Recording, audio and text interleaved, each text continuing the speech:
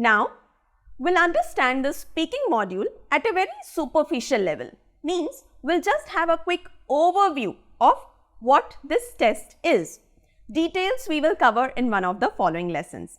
So be patient. Okay? So, part 1, which is also known as introduction, is nothing else but a simple conversation which happens between you and the examiner, wherein the examiner will ask you questions based on range of familiar topics, and these topics will be all about you and you. Okay, your likes, your dislikes, your choices, your preferences, your family, your city, your country, your habits, your hobbies, anything and everything about you and you. Okay, as you can see, the name itself suggests it's an introductory round, right? Part 1, it's nothing else but introduction. However, having said that, remember, when we think about introduction, it feels as if the person would ask you, introduce yourself. Well, no, such simple questions will not be asked in IELTS test. Also because it's very easy to memorize these questions, right? I mean, memorize the answers for these questions. So, remember, you will not give any memorized answer. We'll talk about this. Wait. Next, also understand that part 1 is also considered as short answer questions. Well, when we say short means what? It doesn't mean you will answer in just one word or one sentence. No. You should try to stretch it at least a little. Say for example, roughly 3 to 4 sentences, which will take about 15 to 20 seconds to complete answer for each question. Okay, now I have seen many candidates asking me this question. How many sentences should I speak for part 1? Well, remember, okay, I told you you should not answer in just one word or just one sentence, because then the answer would be too short. Okay. Now, when I say 3 to 4 sentences, means the idea here is to elaborate a little, basically stretch your answer a little, right? What does it mean? It means you should give the chance to the examiner to listen to you, to listen to your language and judge you on that basis. If you answer in just one word, that's too less. If you keep answering at length, I mean, you just go on and on, it would be too much. The examiner will not be able to ask you next question.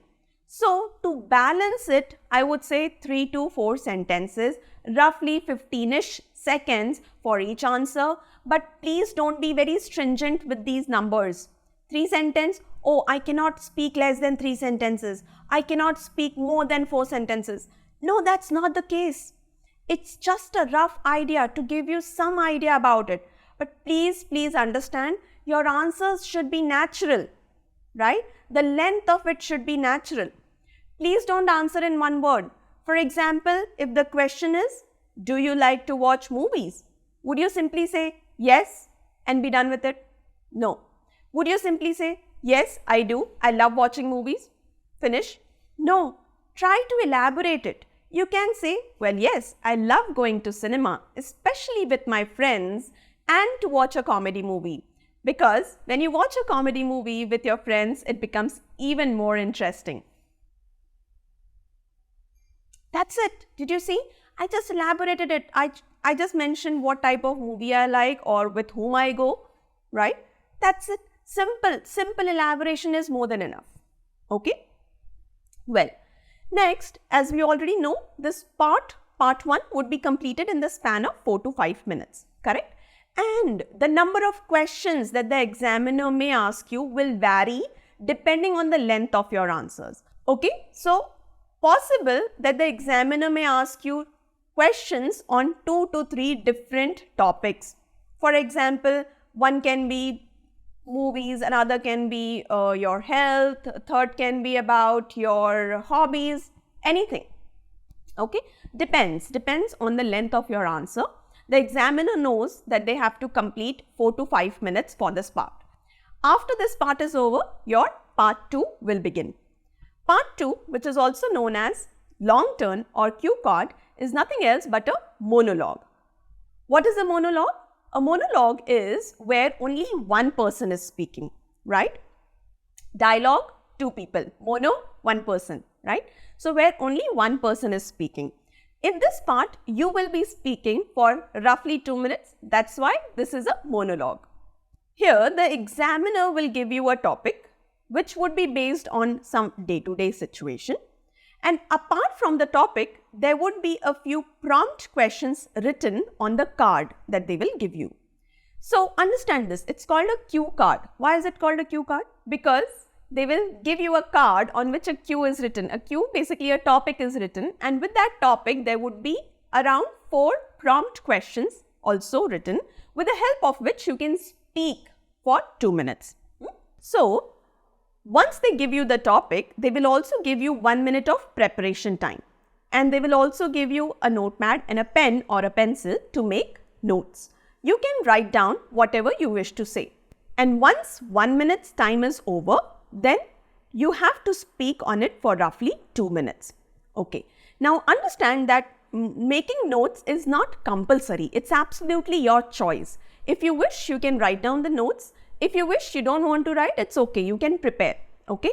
So you will have a notepad and pen, and the examiner will give you 1 minute's preparation time. After 1 minute is over, you will be asked to speak on it for 2 minutes. Once 2 minutes are over, the examiner will stop you, and then after that, the examiner will take back the notepad, the pen and the cue card. What does it mean? It means all this will be with you while you're speaking. So you're very much allowed to look at the notes that you have written and the cue card which is there in front of you. Okay, so you can refer to the cue card as well as the notes while speaking. It's absolutely fine, and it is very much allowed. All right, I hope this much is clear. Great. So remember that you will not be looking at the timer. So how would you know that 2 minutes are over? It's when the examiner says time's up, that means 2 minutes are over.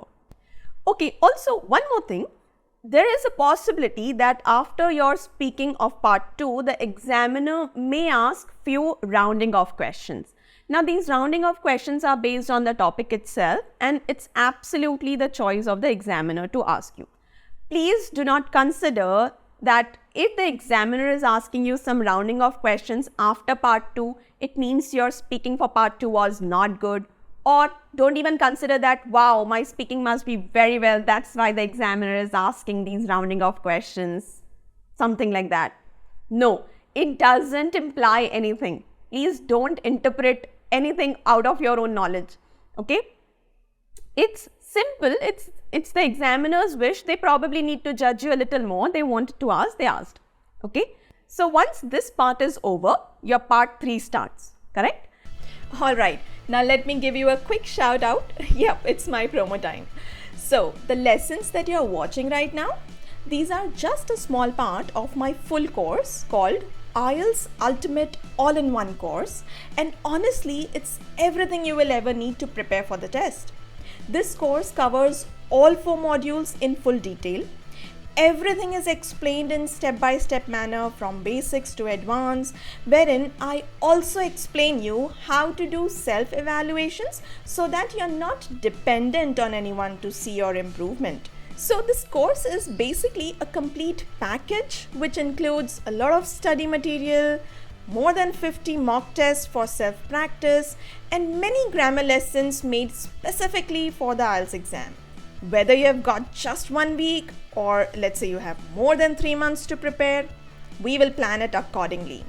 So basically what happens is, when you join the full course, I will talk to you personally on a Zoom call to help you build a customized study plan based on your requirement.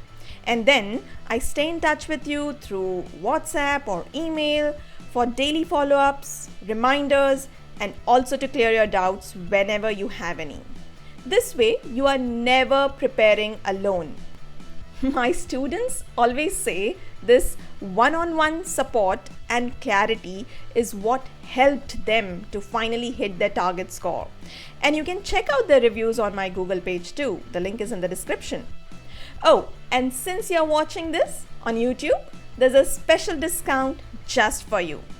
Go to the description, click on the course link, and while registering, use coupon code TYOFFER and get a super discount. My website, WhatsApp details, contact details, everything is there in the description.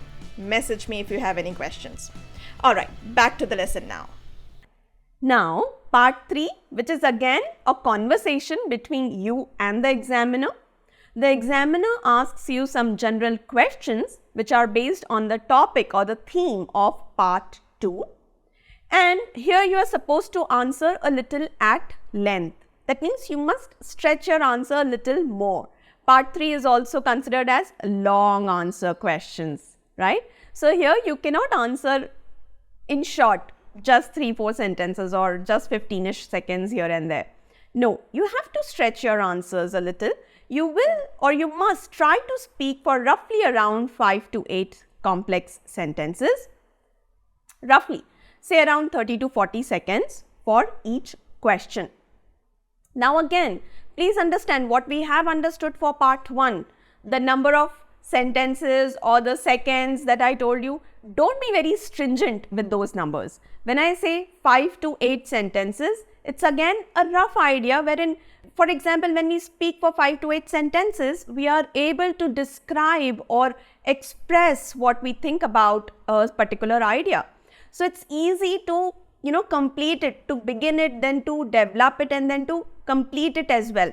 So at least 5 to 8 sentences are required, and that's why I'm saying 5 to 8. But don't be very, very stringent or strict with these numbers, alright? It's absolutely fine. Sometimes there would be occasions where you'll be able to finish your answers in less than 5 sentences, okay? So that's fine. Now understand that this discussion that will happen between you and the examiner in part 3 would be more about abstract issues and ideas. Okay, the questions are mostly based on your opinion, or they can sometimes be very objective in nature. For example, let's say the topic of part 2 was about reading. Now, what can be very general questions about reading? So, look at this question. Maybe the examiner would ask you, in your country, do young children read more books? Okay, this is again your, what do you observe? What do you think about it? Or sometimes the questions can be very objective in nature. Let's say the question is, in metropolitan cities in your country, are there more apartments or individual houses? So this is again very objective. So what you observe, what you think, you have to speak on your observation. Sometimes the questions are very opinionated, sometimes they are very objective in nature.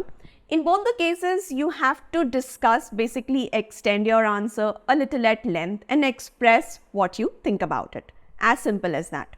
Okay. Now, remember that you're also expected to answer little more theoretically or sometimes being little philosophical. Basically, try to make your answers more matured, maybe sometimes more, let's say, thoughtful, right?